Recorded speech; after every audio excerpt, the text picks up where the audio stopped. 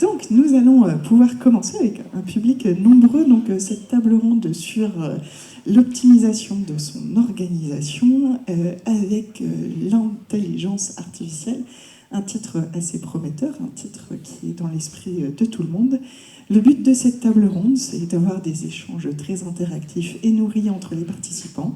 Et surtout, pour vous, c'est vous offrir des clés concrètes pour transformer votre entreprise.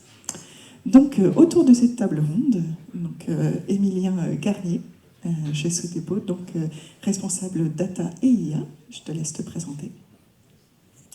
Bonjour à toutes et à tous. Émilien Garnier, je suis responsable data et IA chez Sodebo. Sodebo est une entreprise vendéenne et familiale depuis plus de 50 ans. On fabrique des produits que vous connaissez, on est leader sur nos 4 marchés que sont pizza, sandwich, pasta box et salade. Moi, je suis arrivé chez Sodebo il y a 2 ans et demi. Sur la partie, j'ai 2 casquettes en fait, sur la partie développement logiciel et BI à l'époque. Et depuis 1 an, on mène une stratégie data et IA, donc un service à part entière, un peu en dehors de l'informatique, qui vise à adopter en fait une stratégie d'entreprise et pas seulement liée à l'informatique. On va avoir l'occasion d'en reparler. Nos enjeux, nos premiers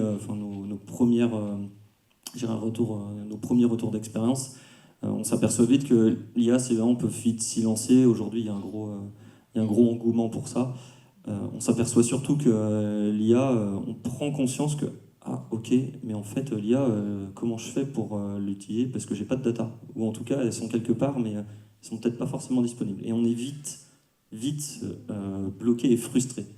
Donc ce qu'on essaye aujourd'hui, nous, c'est d'acculturer à cette donnée, parce que c'est ça la clé en fait de l'IA, et d'acculturer surtout sur tous les niveaux. On a tendance à en prendre un, soit du top management, soit du très bas, soit du middle, et en fait, on va voir que sur toutes les strates de l'entreprise, il faut acculturer à cette donnée.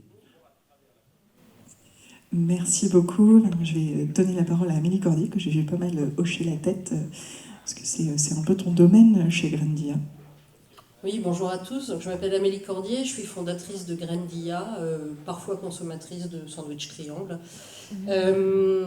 Et moi, ce que je fais, c'est que j'accompagne les entreprises qui n'ont pas la chance d'avoir Émilien à l'acculturation et la sensibilisation à l'IA de manière responsable, c'est-à-dire que je sensibilise également aux impacts environnementaux et sociétaux des choix que l'on fait, parce que ces choix ne sont pas neutres. Je fais beaucoup de conférences, d'ateliers, de formations, de mise en pratique pour mieux comprendre ce qu'est l'intelligence artificielle et comment elle peut nous aider au quotidien. Merci beaucoup Émilie. Maintenant Pierre Girardot, associé chez Crossdata et aussi PhD en IA. Oui, effectivement. Merci d'accueillir cette table ronde. Donc, Pierre Girardot, moi j'ai cofondé la société Crossdata. Crossdata, on est une quinzaine de personnes. On est à La Roche-sur-Yon, Angers, Paris. Nous, notre métier, c'est vraiment de concevoir, développer et maintenir en condition opérationnelle des algorithmes d'IA. On les conçoit, on les développe pour nos clients, en particulier pour beaucoup d'industriels, et sur une base qui est finalement assez pragmatique, qui est de dire, d'abord, on ne fait pas d'IA sans retour sur investissement, donc on commence par mesurer au départ, qu'est-ce que vous allez gagner avec ça? En fait, on ne fait pas d'IA parce que c'est à la mode, mais on fait de l'IA parce que si vous mettez 1 euro dedans, il en sort au moins 3. En fait, c'est un peu ça le concept. Donc, et une mesure qu'on va suivre tout au long. On reviendra après un peu sur la méthode des projets d'IA, mais en tout cas, ce qui nous tient surtout à cœur, c'est de concevoir des IA qui sont utiles, donc qui améliorent une performance chez nos clients, et qui sont également souveraines, donc qui vous permettent aussi de garder le contrôle sur vos données, qui est un autre aspect important, parce que, comme l'a dit Émilien, la donnée, c'est vraiment la base, la graine, je pourrais dire. Et celle-là, il faut la conserver, c'est votre mine d'or. Votre mine d'or, il ne faut pas la donner un petit copain. Voilà. Merci beaucoup Pierre. Et enfin, Sandrine Mollet, fondatrice et dirigeante de Rivers. Je te laisse te représenter, puisque dans le public, on a des personnes qui sont arrivées après ta conférence. Bonjour à tous. Alors oui, je suis intervenue ce matin. Je suis Sandrine Mollet, je suis donc la fondatrice et dirigeante de Rivers Systems. Alors, Pierre tout à l'heure parlait de mine d'or. Nous, on est spécialistes sur la matière, et la matière, c'est l'or de demain. Et donc en fait, nous, on est éditeur d'une technologie qui permet de piloter, optimiser, réemployer les matériaux stratégiques dans l'industrie. Donc chaîne aluminium, titane, composite, bois, acier, voilà. Et donc on remonte au plus tôt dans la chaîne de conception industrielle, et donc on permet donc en remontant au plus tôt on permet aux usines de mettre en place un réel procédé de production, de conception et production circulaire. Merci beaucoup Sandrine. Pour lancer cette table ronde, moi j'aurais envie de demander à Amélie, quel est ton rapport aujourd'hui à l'IA, puisque ça fait quelques années que tu en fais. Alors, il est un peu conflictuel mon rapport à l'IA aujourd'hui, et vous l'avez très bien dit ce matin dans la conférence d'introduction. En fait, l'IA, c'est un terme derrière lequel on range un peu n'importe quoi, qu'on n'arrive pas bien à définir. On est au moins 2 docteurs, peut-être 3, je sais pas.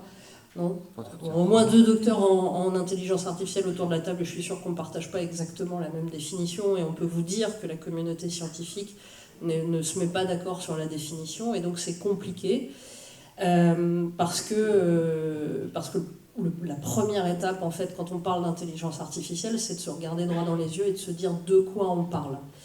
Voilà, donc je ne sais pas si ça répond à ta question sur mon rapport à l'IA.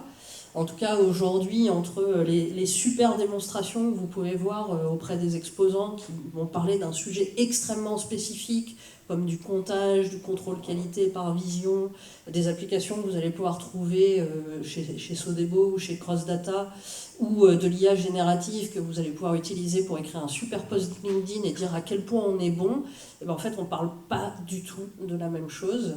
Et donc on n'a pas les mêmes problèmes, on n'a pas les mêmes enjeux, on ne se pose pas les mêmes questions, on n'accompagne pas le changement de la même manière, et donc c'est extrêmement compliqué, et il y a un gros besoin d'acculturation, de clarification et d'accompagnement sur le sujet de l'IA.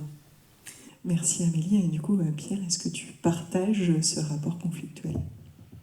Oui, alors effectivement, ça a été depuis 2 ans, parce qu'en fait, 2 ans et demi maintenant, hein, c'est novembre 2022, la sortie de ChatGPT. C'est à la fois très long et très court, je trouve, quand on y repense. Ça a bouleversé énormément de choses. Et je partage complètement l'analyse sur l'aspect fourre-tout du terme intelligence artificielle. Hein. Les créateurs même, d'ailleurs, du nom le disent eux-mêmes, c'est un très mauvais nom, en fait, avec le recul. Donc effectivement, ça recouvre beaucoup de réalités qui sont très différentes. Qu'on peut-être un point commun juste pour les différencier du développement informatique classique, c'est que quand même quand on développe une IA, la difficulté qu'on a, c'est qu'on ne peut pas dire à l'avance quelle sera la performance de l'IA qu'on développe. En développement informatique, si vous voulez changer le bouton rouge, vous voulez le passer de en haut à droite en bas à gauche, vous ne savez pas combien ça va coûter, mais vous savez que c'est possible, vous y arriverez.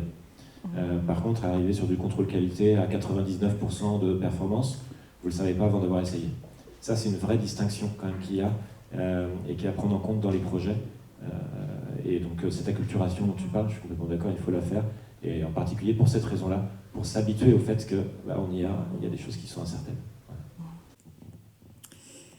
Et du coup, maintenant, je me tourne plutôt vers Emilien. Donc avant Sodebo, tu as eu d'autres vies professionnelles.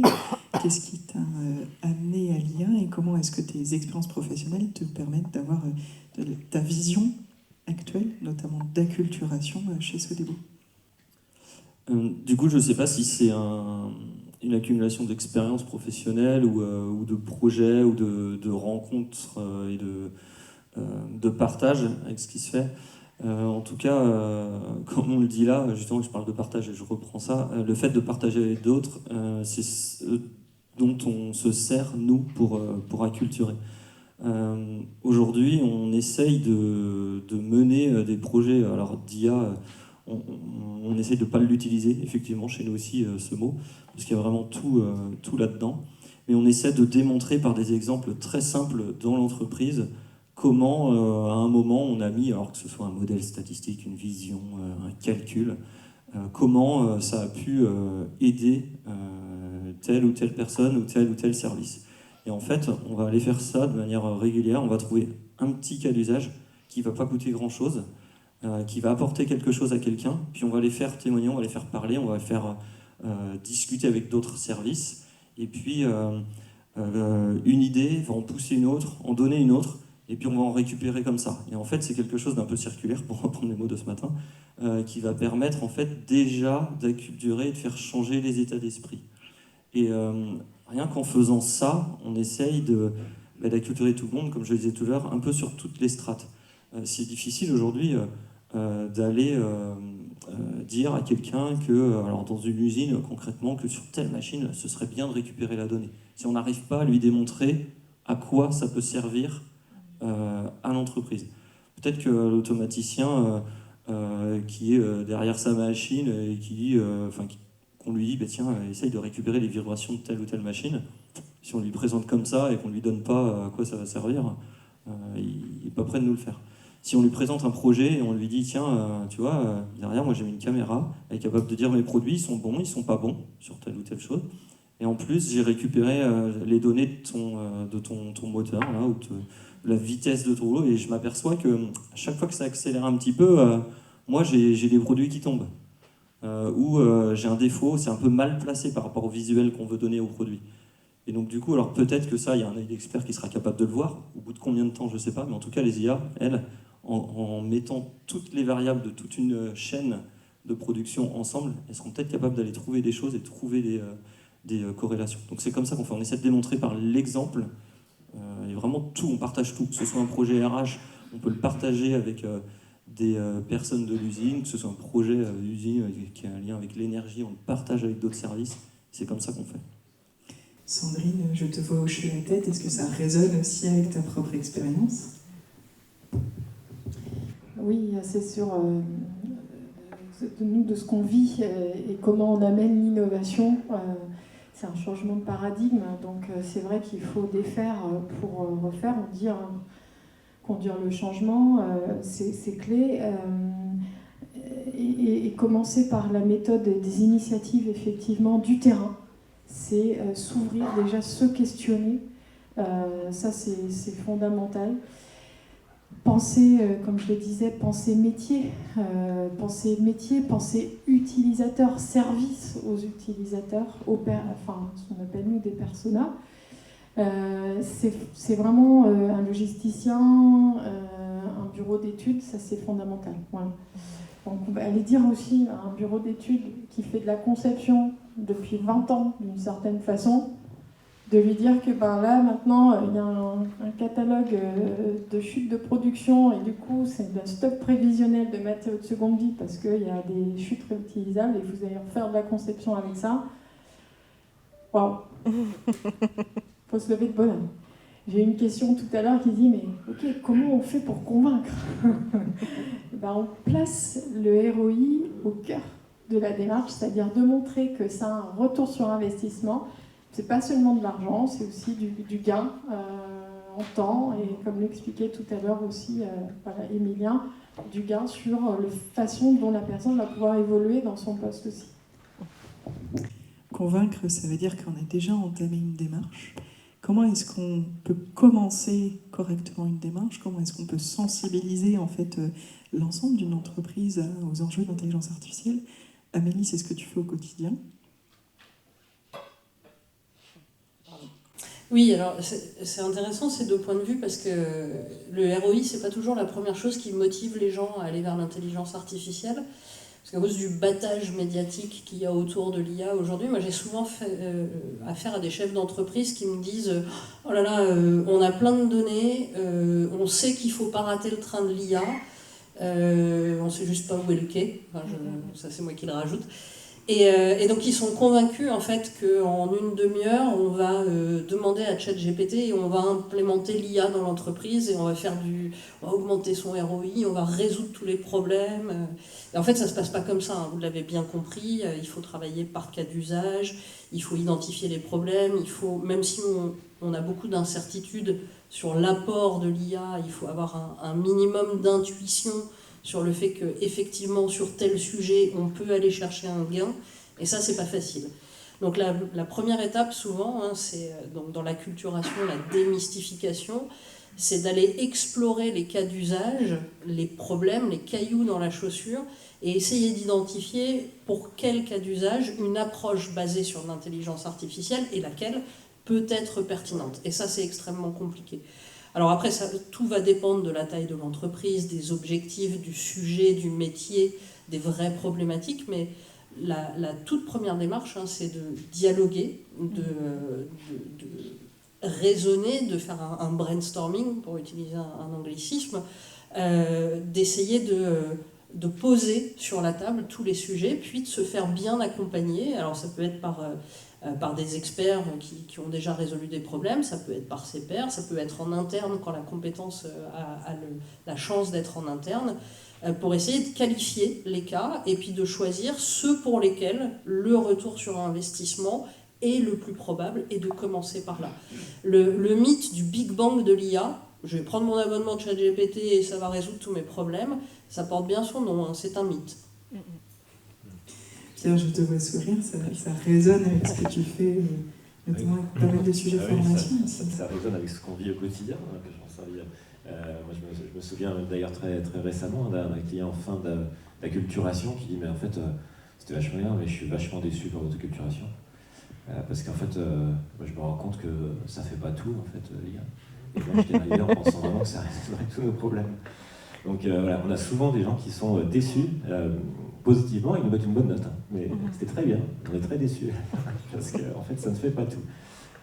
Voilà, donc tout ce que tu as dit est effectivement vrai, il faut mettre tout le monde autour de la table quand on commence à travailler. Donc cette acculturation, elle est vraiment nécessaire, et si possible, la faire d'ailleurs au plus large dans l'entreprise.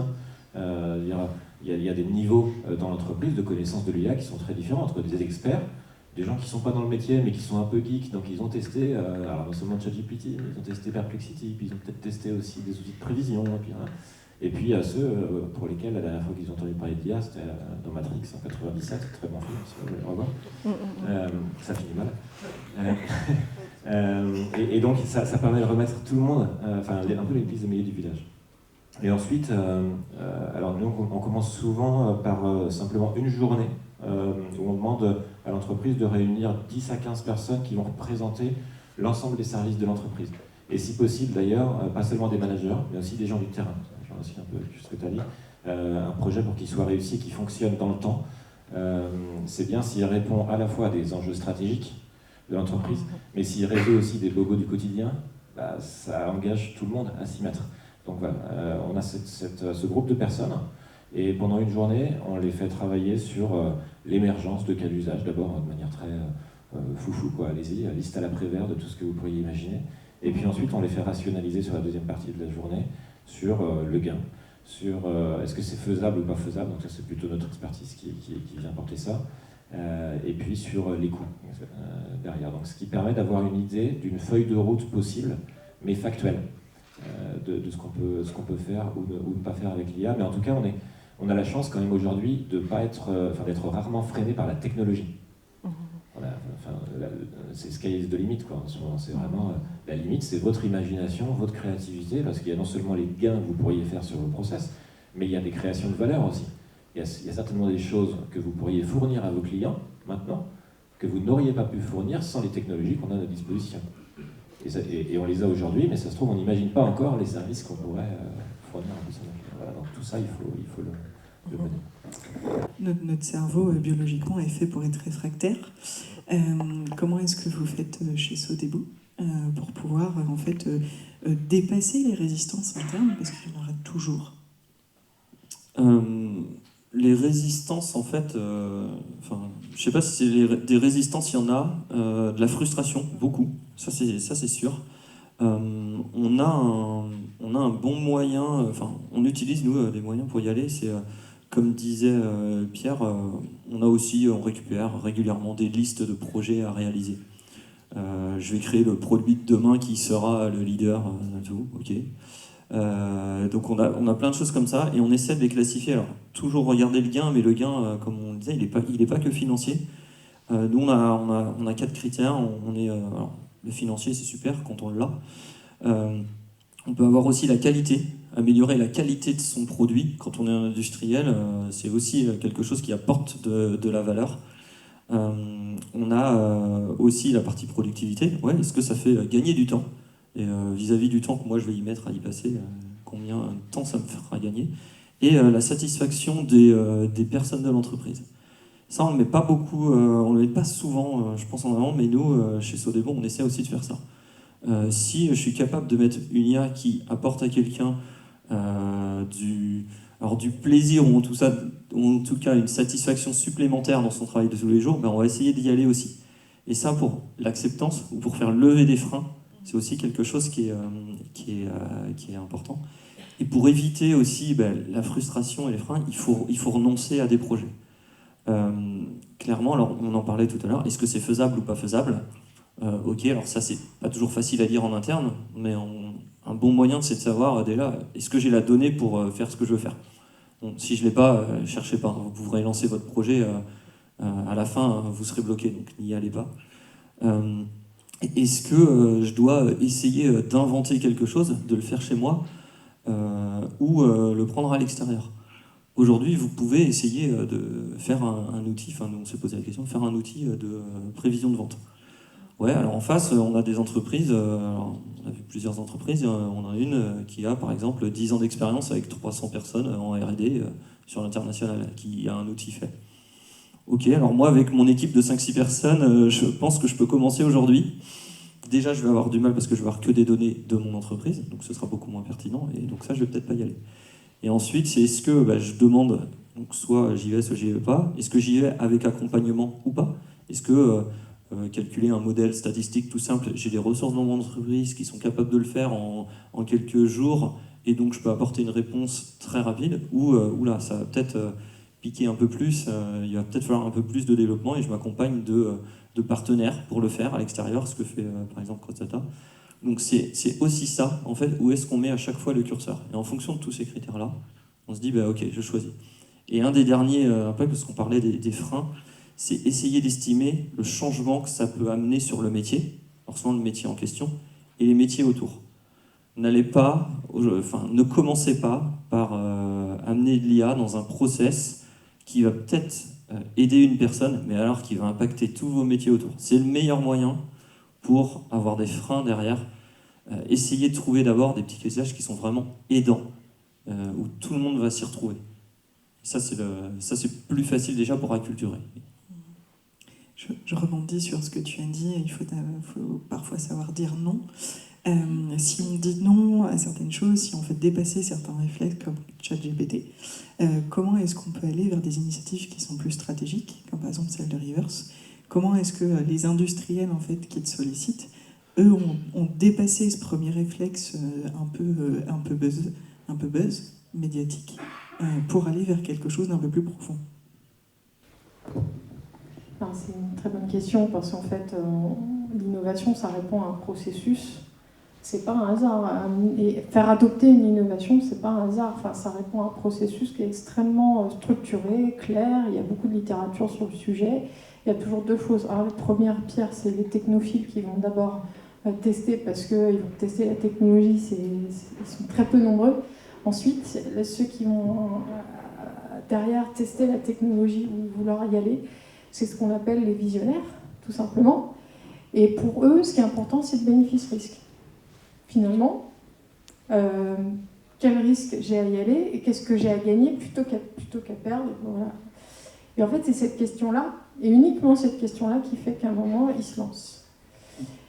Et donc, d'où l'importance aussi de lancer des initiatives au départ, qui sont sur des périmètres sans trop d'enjeux, parce qu'il faut commencer par apprendre et de se dire, je vais déjà connaître sur ce périmètre-là, j'y vois pas très clair, j'ai de la data, et je suis capable, j'ai quelques experts chez moi qui connaissent bien le métier. Encore une fois, ce qui est vraiment important dans mon point de vue, et nous on a commencé Reverse comme ça, c'est vraiment la compétence métier, qui est vraiment fondamentale. Et les flux, ça c'est vous qui les connaissez, c'est vous qui les avez, la connaissance fonctionnelle, elle est vraiment chez vous. Donc posez déjà ça, et ensuite regardez si vous avez de la data, ce que vous pouvez déjà en tirer. Et nos clients après, après c'est les pragmatiques. C'est ceux qui vont vouloir verront qu'effectivement ça a été déployé, ça marche. Ok, il n'y a plus il n'y a plus de bugs, et puis voilà, on va y aller. Par contre, les autres auront pris 2-3 ans d'avance. Très intéressant. On parle de déployer plusieurs projets, on parle de dépasser des préconceptions, savoir dire non. Du coup, moi, je me pose la question, comment est-ce qu'on architecture tout ça? Comment est-ce qu'on crée sa feuille de route? Et surtout, comment est-ce qu'on l'a fait avec, tu l'as dit tout à l'heure, pragmatisme? Et ça, c'est important. Pierre? Alors, donc on a ébauché tout à l'heure comment on peut déjà avoir des éléments pour la dessiner, savoir nos différentes idées, les avoir chiffrées, les avoir... Après, il y a des éléments, il y a différents éléments. Il y a des aspects stratégiques, d'abord. Où est-ce qu'on veut aller? Où est-ce qu'on veut aller en premier? Donc, et c'est là où souvent, d'ailleurs, on fait la différence entre faire l'IA nous-mêmes ou l'acheter. Parce qu'on constate souvent que même les clients qui vont franchir le pas de concevoir leurs propres algorithmes, c'est parce qu'ils viennent au service de leur cœur de métier. Et que c'est un point sur lequel ils souhaitent rester différents de leurs concurrents, ils souhaitent garder un temps d'avance, et donc ils ne vont pas aller acheter le même outil que le voisin pour des raisons évidentes. Donc il y a cet aspect-là. Et puis après, alors ce qui peut aussi, pour se lancer, il y a l'aspect financier. À quel moment on décide de se lancer? Alors là-dessus, il y a les différentes aides qui existent là-dessus, qui peuvent... Alors nous, ce qu'on recommande vraiment toujours, de toute façon, c'est d'y aller. Je l'ai martelé depuis tout à l'heure, quand il y a du retour sur investissement, la subvention derrière, ça fait plaisir, c'est un petit plus. Ça ne doit pas non plus motiver le projet, parce que derrière, il va tourner, il faut qu'il y ait un quotidien. Et puis après, dérisquer le projet le plus possible. C'est-à-dire ne commencez pas à mettre 300 000 € dans le projet parce qu'on est sûr que c'est l'idée du siècle. Comme je vous ai dit tout à l'heure, on ne sait pas si ça va marcher avec suffisamment de performance à la fin. Ça va marcher, mais on ne sait pas si ça sera à 70, 80, 95%. Donc, on y va par étapes. On commence par une expérimentation sur une partie des données, sur un bout du cas d'usage, si vous voulez, et on ne continuera le projet que si ça marche sur celui-ci.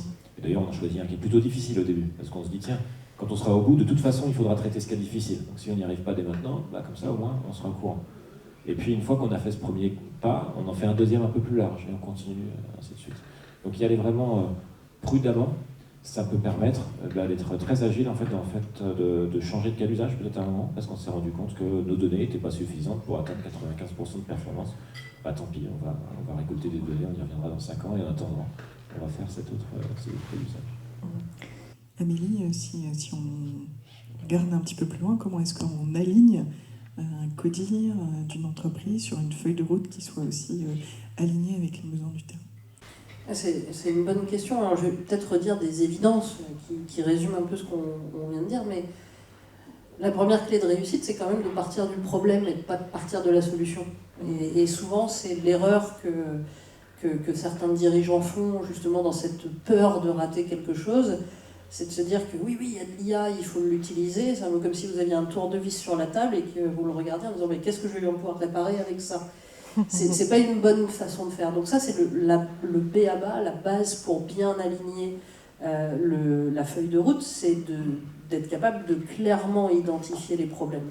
Alors la petite difficulté qu'on a là depuis quelques temps, c'est qu'effectivement, la prolifération des outils, des approches, des méthodes liées à l'IA et à l'IA générative, que je ne mets pas dans le même sac, font sortir du terrain des problèmes qu'on ne pensait pas pouvoir résoudre jusque-là, voire des sujets comme la génération de nouvelles idées, la génération de nouveaux produits, qui est quelque chose d'intéressant. Bref, donc il faut partir du problème. Après, dans tout ce qu'on a dit, moi j'ai beaucoup aimé les critères d'Emilien, de satisfaction, notamment de gain, et de bien penser que le gain, c'est pas seulement un gain économique, mais ça peut être un gain en qualité de vie, ça peut être un gain en temps, ça peut être un gain aussi sur la facture énergétique, sujet légèrement actuel. Et donc ça, il faut le prendre en compte dans sa grille d'analyse. Et puis, il faut aussi aligner ça avec les valeurs de l'entreprise. Et ça, c'est pas forcément toujours évident, parce que c'est pas toujours évident de comprendre ce qui se cache derrière certains algorithmes d'IA. Donc, dans des projets très concrets sur je maîtrise mes données, je maîtrise mon modèle, c'est facile à chiffrer. dans des problèmes un petit peu plus compliqués, où on va aller solliciter des très grands modèles de langage sans savoir vraiment ce qui se passe derrière, où on va se poser des questions de gouvernance, de souveraineté des données, ben là, il faut comprendre un petit peu mieux ce qui se passe. Et donc, là, on reboucle, là, on en revient à la culturation. Il faut gagner en maturité dans les équipes projets, pour bien comprendre quels sont les impacts, le périmètre, les limites des outils que vous allez utiliser pour exécuter vos projets. Donc finalement, toute la partie gestion de projet, gestion des risques, cadre juridique, cadre éthique, cadre RSE, vient s'ajouter aux décisions traditionnelles techniques qu'on va prendre dans le développement d'un projet. Et du coup, globalement, comment est-ce que je fais en fait ce travail? Comment est-ce que je réussis à calculer le bon ROI sur un projet d'IA? C'est quoi le tout début en fait de la démarche, Emilien?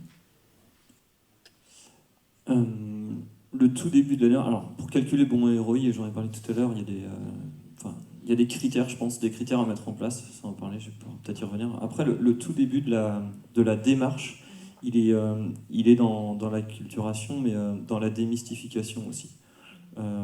Nous, on travaille sur 3 piliers. Moi, je suis responsable data et IA. C'est très lié. Enfin, en fait, on a 3 gros piliers. Il y a la data, le reporting, l'analyse. Ça dépend de votre niveau de maturité, mais en fait, déjà, vous avez une brique où beaucoup sont entrés dedans. Okay, c'est toute la partie analyse des données. Il faut quand même avoir des données pour commencer à traiter le sujet.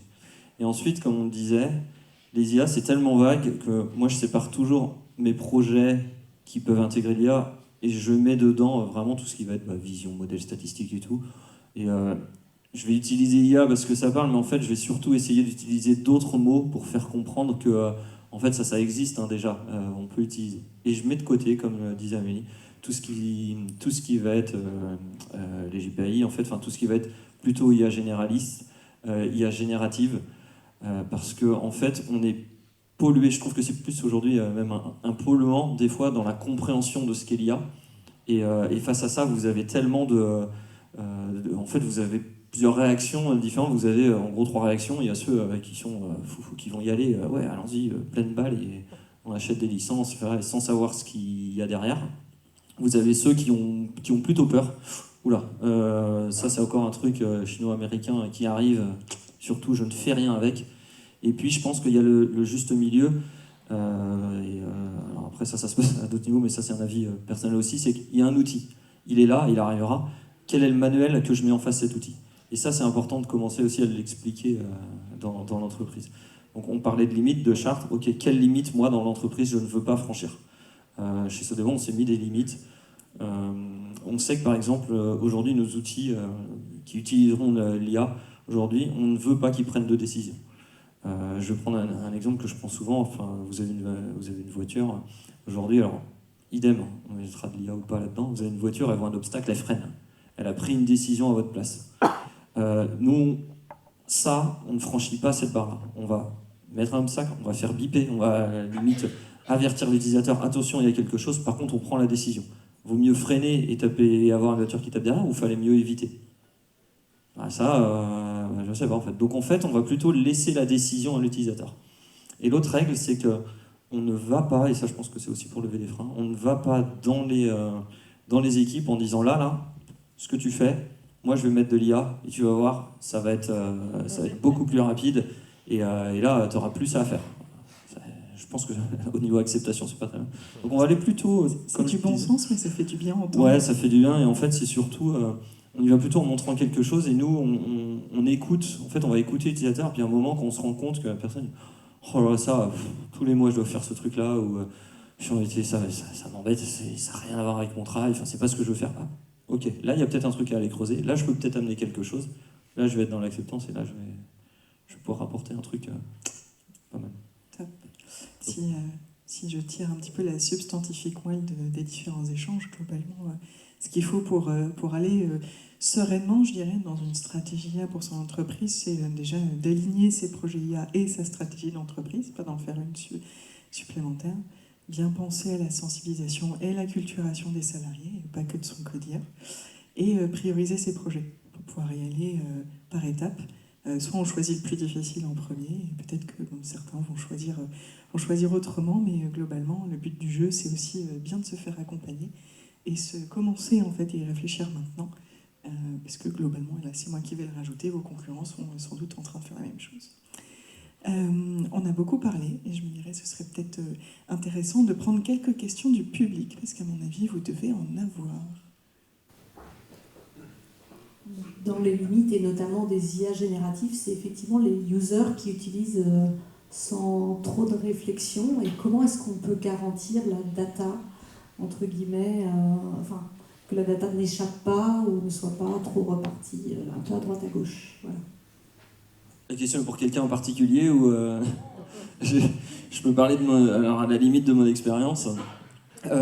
Comment on limite En fait, c'est pas nouveau. C'est-à-dire que tout comme aujourd'hui, alors je vais prendre des trucs qui sont peut-être un peu plus anciens, mais tout comme avant on disait aux personnes je dois pas mettre mes fichiers financiers sur un forum quel qu'il soit parce que c'est des données importantes, et je dois pas les mettre non plus et les donner à ChatGPT.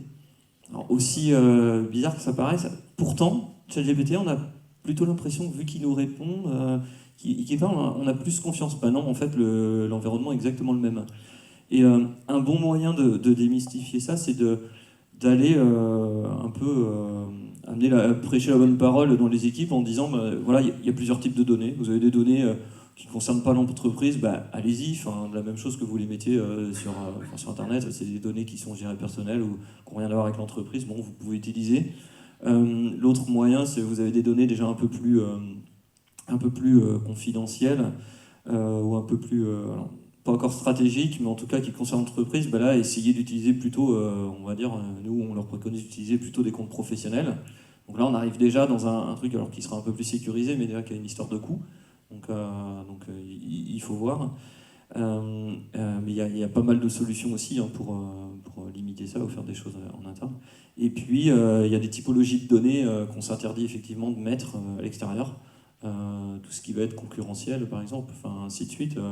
Non, alors soit vous avez un service comme nous, on a la chance dédié qui peut être garant en fait de ça, qui peut utiliser des technologies ou des hébergements en fait qui permettent de garantir un petit peu tout ça, ou vous passez par aussi effectivement des boîtes extérieures qui vous garantissent au moins que les données ne sortent pas. Mais il y a plusieurs niveaux. L'erreur, pour moi, par contre, c'est de dire surtout n'y allez pas. Non, il y a certaines choses, on peut y aller. Alors oui, le compte-rendu de réunion, codir, truc, c'est peut-être pas génial, ça dépend. Sur votre compte perso, peut-être pas. Mais par contre, il y a peut-être d'autres choses que vous pouvez faire. Une chose, on peut faire le parallèle un peu. Il y a juste deux sujets sur les données qui sont différents pour les IA génératives. Il y a le stockage de vos conversations et la réutilisation de vos données pour réentraîner des modèles futurs. Donc, c'est bien deux choses différentes. Ce qui concerne le stockage, donc je suis d'accord avec ce qui a été dit, tout à fait, c'est pour juste apporter quelque chose sur le stockage, par exemple. Vous utilisez probablement à peu près tous, soit Gmail, soit Outlook, soit Teams. Bon, tout ce que vous envoyez là-dedans, en fait, c'est stocké sur les mêmes serveurs que ChatGPT, pour info. Donc déjà, vous pouvez faire le parallèle entre les deux. Donc si vous ne voulez pas l'envoyer par Outlook, ne le mettez pas dans ChatGPT, ça peut être une première chose. Et l'inverse est vrai aussi. Si vous n'osez pas le mettre dans ChatGPT, pourquoi vous l'envoyez par mail sur des serveurs américains ? Voilà, je laisse ça en suspens. Et donc prenez au moins des licences commerciales qui garantissent la non-réutilisation des données, du moins pour ceux que je connais. Ouais, je vais rajouter un truc, peut-être être un peu plus sceptique encore. Alors, je suis tout à fait d'accord avec la nécessité de mettre des outils en place pour offrir des alternatives aux utilisateurs.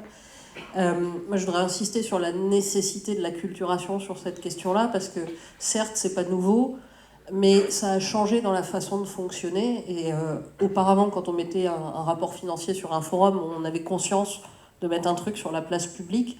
Aujourd'hui, quand vous avez un bouton embarqué dans votre navigateur qui dit « cliquez ici pour poser des questions à votre PDF », pour un utilisateur qui ne sait pas ce qui se passe derrière, c'est ultra tentant de cliquer ici et il ne se rend pas compte qu'en fait, cliquer ici pour analyser le PDF, ça envoie le PDF sur un serveur et il perd la maîtrise de ses données.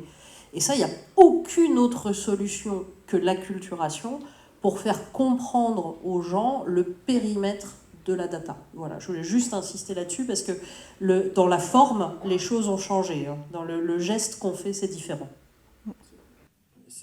C'est exactement ce que dit Amélie, mais ayez conscience que vous le vivez tous les jours sur vos téléphones. Combien ici sont allumés, et si je dis OK Google, hop là, ça se trouve, ça va biper de partout. En fait, c'est ça aussi. Ayez conscience et prenez ces exemples de la vie courante. Nous, c'est ce qu'on fait avec les équipes pour dire, mais en fait, tous les jours, vous devez vous poser ces questions dans tout ce que vous faites. C'est tellement intuitif qu'on y va plus facilement. Et c'est ça qui a changé entre mon exemple tout à l'heure du forum, où il y avait une action, et maintenant, c'est plutôt ça vient à vous directement. Oui, je voulais poser une question sans aucune arrière-pensée, mais est-ce que dans les cas d'usage qu'on vous demande d'implémenter ou dans la sensibilisation CODIR, est-ce que l'aspect carbone est parfois évoqué ? Oui, donc l'aspect carbone est très souvent évoqué. Et tellement qu'on nous demande effectivement de fournir, donc on demande régulièrement, je ne sais pas, plus de la moitié du temps, je dirais quand même, depuis un an là, d'introduire dans l'outil qu'on développe la consommation énergétique de ce qu'on fait. Et d'ailleurs, les écarts sont impressionnants entre le volet IA générative, très gourmand en énergie, et les IA plus classiques de prévision qui sont beaucoup plus bas. Ça permet aussi aux gens de se rendre compte de ces différences-là. Donc oui, c'est présent de plus en plus dans les demandes. En fait, c'est quelque chose qu'il faut absolument prendre en compte. Aujourd'hui, il faut aussi bien expliquer, et ça fait partie de la sensibilisation, donc nous, on a ce volet sobriété, forcément, là-dessus. Utiliser ChatGPT pour faire une recherche Google, peut-être pas. Clairement, il faut avoir conscience de ce que ça peut utiliser derrière. Et quand on parlait aussi des choix sur les projets, qu'est-ce que je dois faire en interne, qu'est-ce que je dois sortir, qu'est-ce que je dois faire à l'extérieur. Aujourd'hui, vous avez plein de solutions. Qu'est-ce que je fais en local, qu'est-ce que je fais dans mon data center à moi, qu'est-ce que je fais à l'extérieur chez un cloud provider. C'est aussi ça, et en fait, ça, la question justement de la sobriété, c'est aussi ça qu'il faut se poser. C'est idem, acheter une licence ChatGPT pour toute votre entreprise, tout le monde va utiliser pour en faire quoi, ça vaut pas le coup. Peut-être qu'il y a d'autres moyens d'avoir un autre mode d'utilisation avec un système qui sera partagé, alors que vous arriverez à faire, mais essayez de rentabiliser toujours ces choses-là. Et ça, c'est cet aspect sobriété, oui, il faut le prendre en compte tout le temps. On prend pas, on le dit souvent, mais on prend pas un bazooka pour tuer une mouche. Et c'est ça. Il faut avoir conscience de ce qu'il y a derrière. Merci beaucoup, et puis un tonnerre d'applaudissements pour nos 4 experts.